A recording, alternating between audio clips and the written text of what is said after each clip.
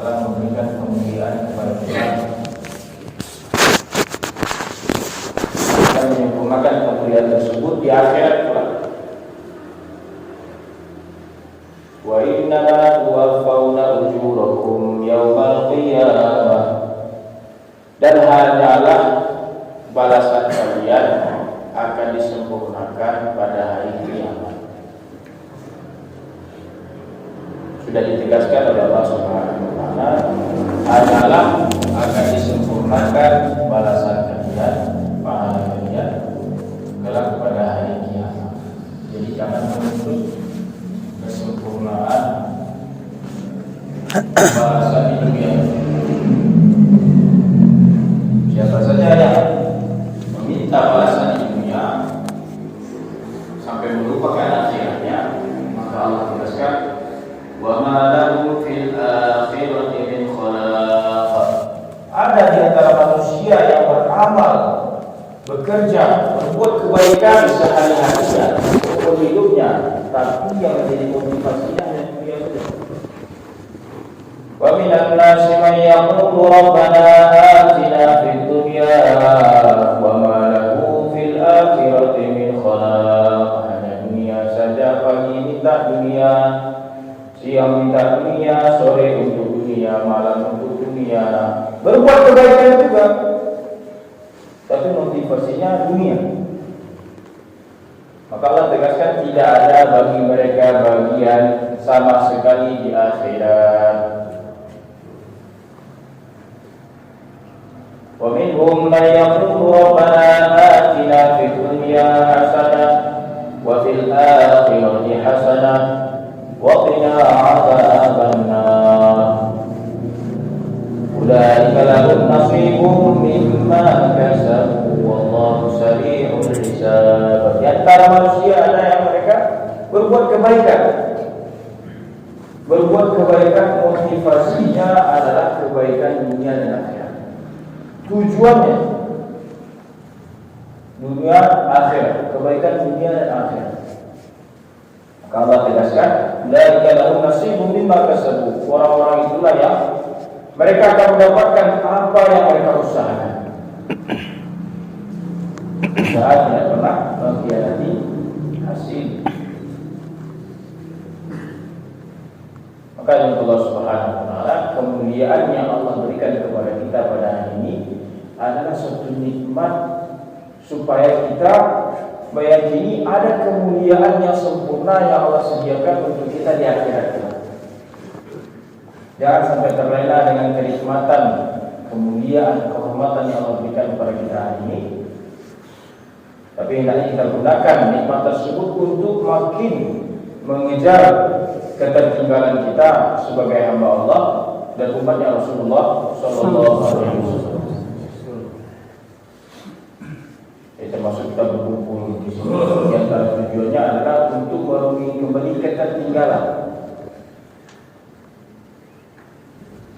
Berapa banyak ketertinggalan kita, urusan mendekatkan diri kepada Allah, urusan menyempurnakan perjuangan Rasulullah Sallallahu Alaihi Wasallam.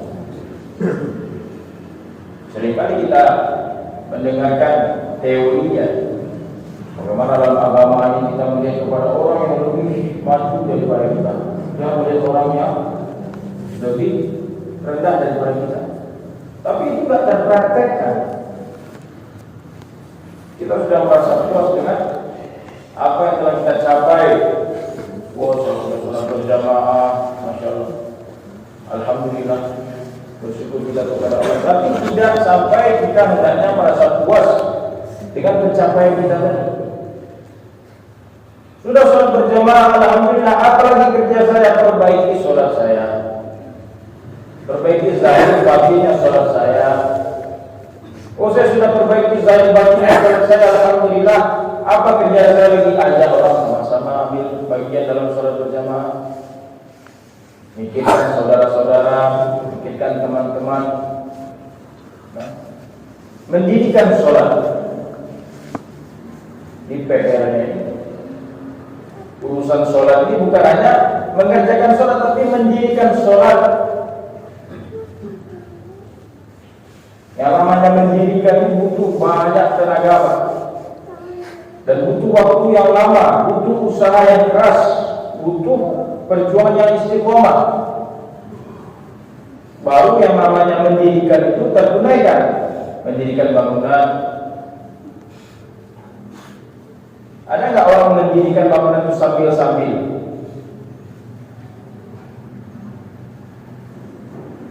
Sehari ini dia kerja 1 jam dulu. Berapa lama yang dia butuhkan sampai satu bangunan yang kokoh ini bisa berdiri? Sangat lama sih. Orang yang normal dalam urusan mendirikan bangunan, maka dia akan memikirkan berapa banyak tenaga yang akan saya pakai dan berapa lama waktu yang saya akan tunaikan. Ini yang namanya urusan mendirikan. Dan Allah perintahkan kepada kita wa aqimus shalah wa atuz zakat. Dirikanlah salat. Maka kita bercermin kepada diri kita sendiri, melihat sudah berapa banyak upaya kita dalam memenuhi perintah Allah mendirikan salat. Sudah pantaskah kita merasa puas dengan salat yang kita kerjakan? Sudahkah kita mengajak orang ramai untuk sama-sama mendirikan salat? Di samping ada orang-orang yang meruntuhkan salat. Ini sudah mendirikan yang apa? Ada tukang meruntuhinya lagi. Yang mendirikan dengan yang meruntuhkan lebih banyak yang meruntuhkan. As-salatu imaduddin, wa man aqamaha faqad aqama ad-din, wa man tarakaha faqad hadama ad-din. Salat itu siang agama. Barang siapa mendirikan salat maka dia mendirikan agama. Barang siapa meninggalkan salat maka dia telah meruntuhkan agama. Yang namanya meruntuhkan tidak butuh tenaga yang banyak, tidak butuh waktu yang lama. Merubuhan saja, membongkar saja, membuka, meruntuhan itu sebentar. Menyasar, memasang, merangkai, membangun itu butuh waktu yang lama. Nanti dari Allah Subhanahu Wa Taala, ini merupakan suatu tugas kita. Jangan sampai kita terlena dengan apa yang telah kita capai. Masih banyak lagi upaya yang harus kita kerahkan untuk memperjuangkan bagaimana kemuliaan yang Allah berikan di dunia ini Allah sempurnakan kelak di akhirat. Orang-orang yang berada di dalam neraka karena semasa hidup di dunia mereka menghabiskan umur mereka, menghabiskan kehidupan mereka hanya untuk bermaksiat, hanya untuk lalai kepada Allah Subhanahu Wa Taala. Maka yang akan mereka sesali ujung-ujungnya hanyalah diri mereka sendiri. Kenapa? Kesempatan yang Allah berikan kepada saya lalaikan begitu saja. Saya sadar betul kalau saya ini tidak bisa apa-apa, tetapi tidak ada usaha sedikit pun untuk meniadakan ketidakmampuan tadi. Sehingga siksaan yang paling pedih di neraka kelak itu adalah penyesalan yang tiada hentinya. Kalau api membakar, Allah jamin ahli neraka ini kullama nabiyat juluduhum badalna juludan ghayraha liyadhuqul 'adab. Allah jamin orang ahli neraka terbakar kulitnya, hangus kulitnya, Allah ganti kulit baru. Terbakar lagi, gosong lagi, ganti lagi, terbakar lagi. Yang menyakitkan itu apa? Ketika melihat orang-orang yang semasa hidup dulu bersama-sama, tapi mereka mendapatkan kemuliaan surga Allah.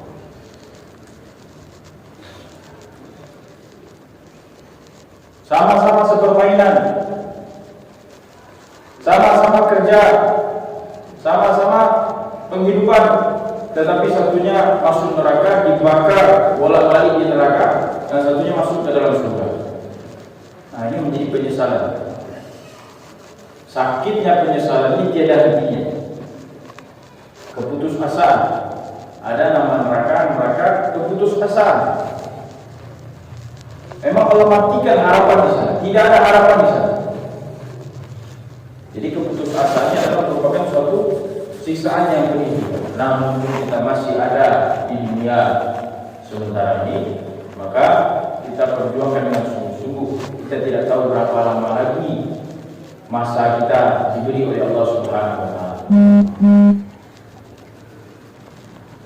Salawat beriring salam semoga senantiasa tercurahkan ke atas junjungan kita Nabi besar Muhammad sallallahu alaihi wasallam, yang merupakan penegasan dari Allah Subhanahu wa taala tidak ada jalan lain untuk mendapatkan kebahagiaan dan kesuksesan dunia akhirat selain dengan mengikuti caranya Rasulullah sallallahu alaihi wasallam. Ingin mendapatkan cinta Allah, maka hidupkan sunnah Rasulullah, maka cintai Rasulullah. Ingin mendapatkan pertolongan Allah, maka tolong agama Allah yang telah dibawa oleh Rasulullah sallallahu alaihi wasallam. Semuanya kebaikan ini Allah Subhanahu wa taala kaitkan dengan Rasulullah sallallahu alaihi wasallam. Karena kita untuk menuju Allah ini butuh wasilah. Apa wasilah itu? Wasilah itu perantara, penghubung. Kita yang begitu buruk rupa ini, kita yang begitu banyak dosa ini tidak akan bisa sampai kepada Allah Subhanahu wa taala. Bahkan malaikat yang suci pun tidak bisa sampai kepada Allah Subhanahu wa taala. Tetapi dalam peristiwa Isra dan Mi'raj, Allah Subhanahu wa taala telah mengizinkan kepada Rasulullah sallallahu alaihi wasallam dan Muhammad sallallahu alaihi wasallam untuk berjumpa langsung dengan Zatnya Allah yang Maha Mulia. Ini suatu penegasan dari Allah bahwa siapa saja yang ingin menuju Allah tidak ada cara lain selain melalui jalur Rasulullah sallallahu alaihi wasallam. Ini harus kita yakini.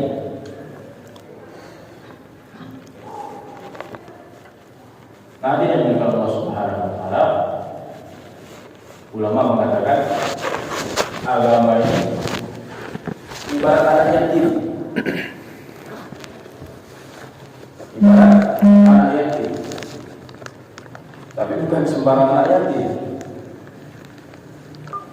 Anak yatim dengan kualitas tertinggi, yaitu Nabi besar Muhammad sallallahu alaihi wasallam. Apa itu agama? Agama itulah Rasulullah. Rasulullah itu siapa? Rasulullah itulah agama. Gak usah susah-susah, gampang saja. Ada merasa beragama lagi kalau belum wujud kehidupan Rasul dalam kehidupan kita. Kita sudah tahu teorinya sunnah. Ada sunnah surah, sunnah sirah, ada sunnah sariah. Itu harus wujud dalam diri seseorang baru dikatakan dia ini beragama. Kalau tidak ada maka dia tidak beragama. Hafal Quran, hafal hadis, punya sanad yang menteng, punya jaminan pendidikan yang bagus, itu bukan jaminan seseorang ini beragama. Agama itu siapa? Rasulullah sallallahu alaihi wasallam. Rasulullah sallallahu alaihi wasallam itu siapa? Itulah agama. Mudah saja.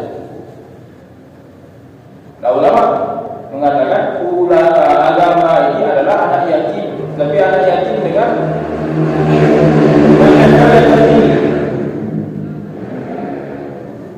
bagaimana Rasulullah sallallahu alaihi wasallam.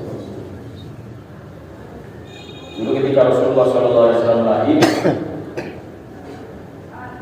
dalam keadaan susah, dalam keadaan yatim, ayah dia Abdullah telah meninggal. Beliau adalah keturunan orang paling mulia di Mekah, suku Quraisy yang ranjinya paling tinggi, tapi miskin. Ini saya tegaskan, miskin. Jadi kalau ada orang beragama nyari kaya itu jurusan siapa nih? Nabi itu keluarganya miskin.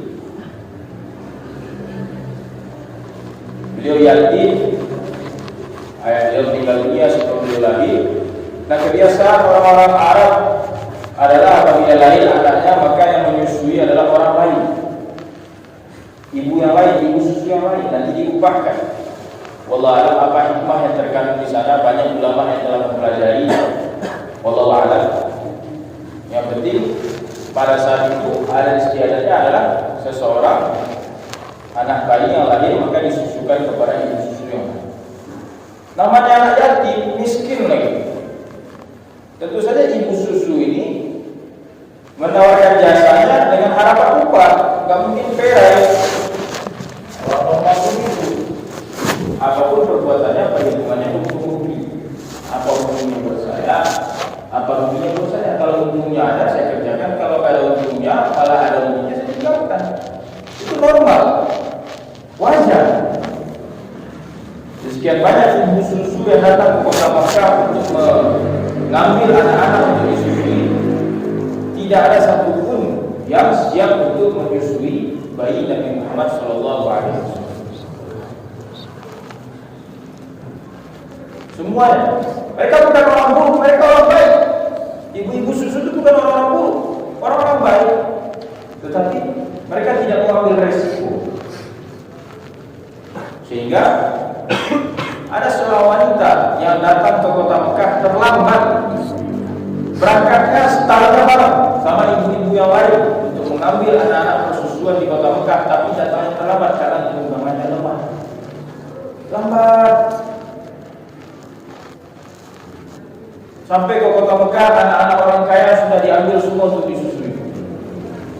Habis semua anak orang kaya, ada nggak anak lagi yang mau disusui? Ini saya mau menyusui, saya ada susu. Mudah-mudahan dengan saya, jasa saya mensusui ini akan dapat upah untuk penghidupan juga. Nggak ada lagi orang kaya, ada satu bayi miskin, yatim, bayi Muhammad SAW. Akhirnya diambillah. Dengan rasa kasih saya diambillah bayi Muhammad SAW oleh wanita yang namanya Halimah As-Sa'diyah. Kemudian begitu Halimah As-Sa'diyah menggendong bayi Muhammad SAW, maka seketika itu juga Allah ubah keadaan ini. Yang tadinya air susunya untuk anak kandungnya saja kurang,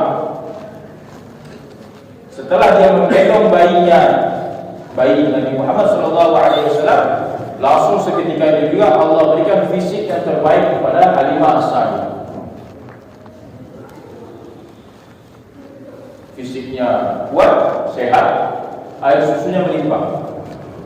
Allah Subhanahu wa taala lewatkan rezekinya Nabi Muhammad SAW lewat Halimah As-Sa'diyah, berkahnya didapatkan, dirasakan oleh Halimah As-Sa'diyah dan anak-anak. Kemudian digendonglah bayi naik ke atas unta.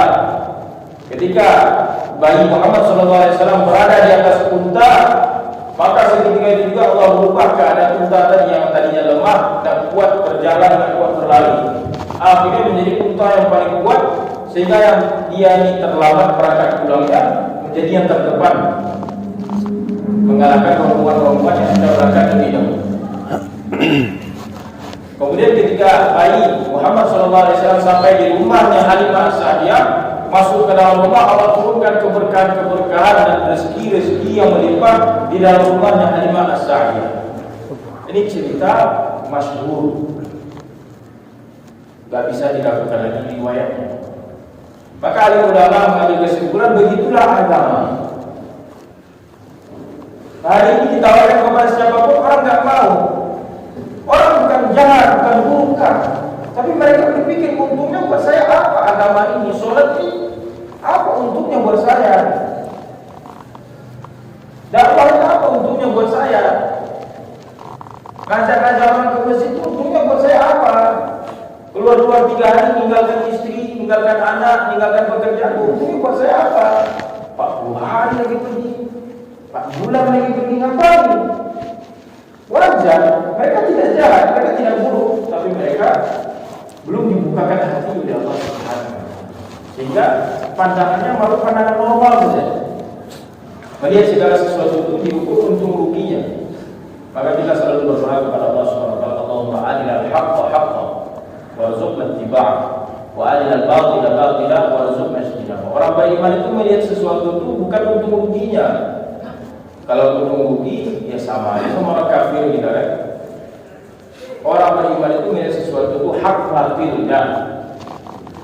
Ya Allah, tampakkanlah, jelaskanlah dalam pandangan kami yang hak itu hak, dan berilah kami kekuatan untuk mengikutinya. Bukan hanya tampak saja, sudah tampak, sudah yakin yang benar itu benar, beri kekuatan untuk mengikutinya. Jangan kabur, jangan ngambang, jangan ragu, jangan bimbang. Harus yakin yang hak itu hak, yang batil itu batil. Dan tampakkanlah kepada kami yang batil itu batil tanpa keraguan sedikit pun, dan berilah kami kekuatan untuk menjauhinya. Nah, ini harus kita selalu doa. Jangan segala sesuatu itu hanya diukur untuk ruginya. Itu tidak ada bedanya kita dengan orang kafir. Manusia biasa itu nggak layak mendapatkan kemuliaan. Nah, manusia yang layak mendapatkan kemuliaan adalah manusia yang memandang sesuatu itu segi hak batilnya. Ini hak atau batil? Kalau hak saya ikuti. Saya minta kepada Allah agar mengistiqomahkan saya untuk ambil bagian dalam perkara yang hak ini. Kalau batil maka saya tinggalkan. Saya minta kepada Allah kekuatan untuk menjauhinya. Kalau Allah Subhanahu wa taala sudah banyak sekali ketertinggalan kita. Kita tidak bahas kehebatan. Bapak-bapak itu orang hebat semua. Orang-orang yang dimuliakan oleh Allah semua. Orang-orang yang dipilih Allah kenal usaha agama ini. Dan diragukan lagi kehebatannya. Cuma kita berkumpul di sini ini untuk mengkaji ketertinggalan. Tidak ada kita mau bahas kemajuan-kemajuan. Kita mau bahas ketertinggalan dan bagaimana mengejar ketertinggalan tadi.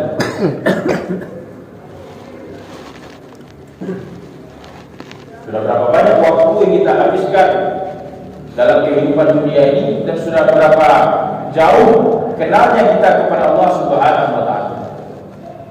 Mulut kita saja tidak bisa membicarakan kehebatan Allah. Bagaimana hati kita? Mulut kita yang biasa munafik ini saja nggak bisa mengarang cerita nggak setengah jam tanda-tanda kebesaran Allah, kehebatan Allah. Coba Pak Haji nolong kita operasi tumor nilai 100 juta, kasih langsung cash. Habis operasi sembuh, kankernya hilang. Itu selama seminggu, selama sebulan itu ceritanya Pak Haji aja. Oh, Pak Haji itu hebat sekali, bisa. Kalau nggak ada Pak Haji itu nggak tahu lah saya dimana sekarang mati. Orang nggak boleh nggak tahu cerita terus. Begitu menghujam, rasa syukurnya, rasa terima kasihnya kepada Pak Haji dia tidak bisa mengembali doa. Pokoknya sia-sia melawan Pak Haji itu Pak, ampun menghadap. Sekarang dengan agama ini bagaimana sikap kita? Sudah di mana kita? Sudahkah kita mengadopsi anak yatim agama itu dalam kehidupan kita dengan keyakinan ini akan mengubah kehidupan kita, kehidupan zahir kita juga kehidupan batin kita? Yakin ya? Sudah banyak buktinya tuan-tuan yang mulia. Kalau benar Allah berikan kemuliaannya di dunia ini, segera pasti Allah simpan kemuliaannya dengan sempurna di akhirat. Wa innamal tuwaffawna ujurakum yawmal qiyamah. Hari kiamat. Jangan tuntut balasannya sekarang di dunia. Oh, aku ikut dakwah, janjinya akan diberkahi di sini. Mana baik belum di rata-rata atau bisnis kamu. Niatnya salah. Ikut dakwah kita mau memperbaiki, mengejar ketertinggalan kita jauh sekali. Banyak ketertinggalan kita ini. Seumpama kita mati sekarang, di mana tempat kita kira-kira? Gak usah dibaca lagi hadis-hadis mengenai pelacur, ngasih minum air, ngasih minum anjing, itu masuk surga. Gak usah dibaca-baca ya. Salah paham itu tuan-tuan. Cukup alim ulama saja yang mentafsiri itu hadis. Jangan sekarang-sekarang baca hadis. Baca hadis dengan ulama. Boleh kita kamu rajin sedekah, kamu nak sembahyang kamu, kamu susulko, pelacur memiliki minum anjing, saya susulko. Buya terjadi sembahyang, mengetahuan itu salah buya sunarko, atau di ibadah bersih, mengurung kucing saya sunarko. Buya jadi buya. Ini orang awam baca hadis begini jadi pakai lagi juga. Jadi jangan lagi ada membaca hadis dengan otak yang awam. Hadis itu tinggi, otak kita rendah. Maka pahamilah hadis dari pewaris-pewaris Nabi para alim ulama. Nah sekarang kita untuk mengejar ketertinggalan ini butuh waktu, butuh tempat, nggak boleh sambil-sambil. Sambil-sambil apapun pekerjaan yang dikerjakan dengan sambil-sambil itu tidak maksimal hasilnya, bahkan mengecewakan hasilnya.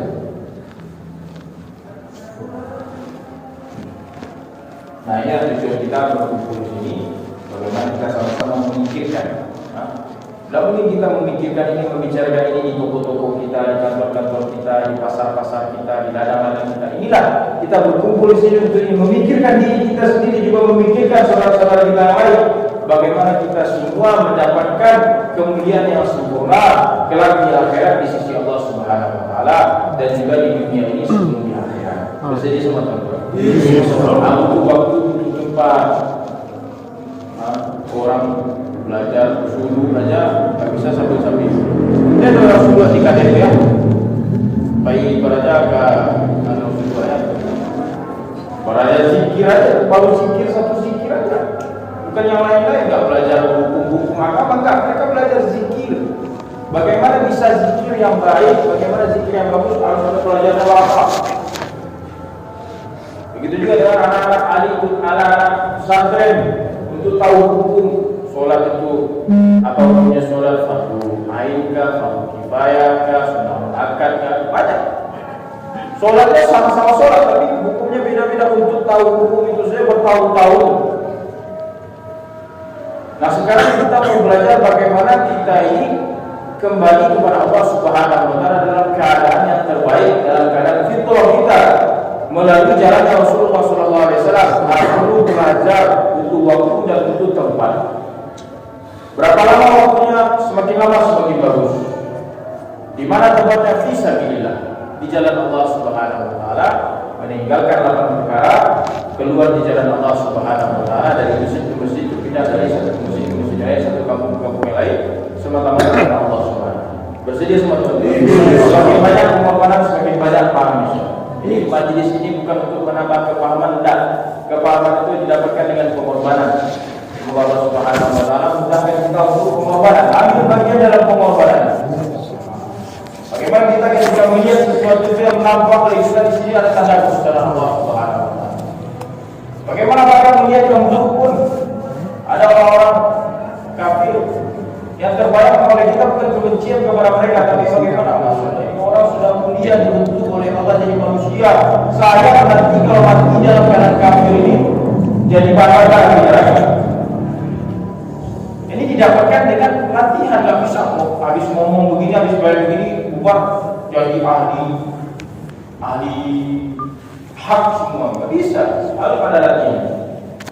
Baik-baik bapak-bapak yang ada meluangkan waktu di jalan Allah Subhanahu wa taala, silakan berdiri, dicatatkan namanya.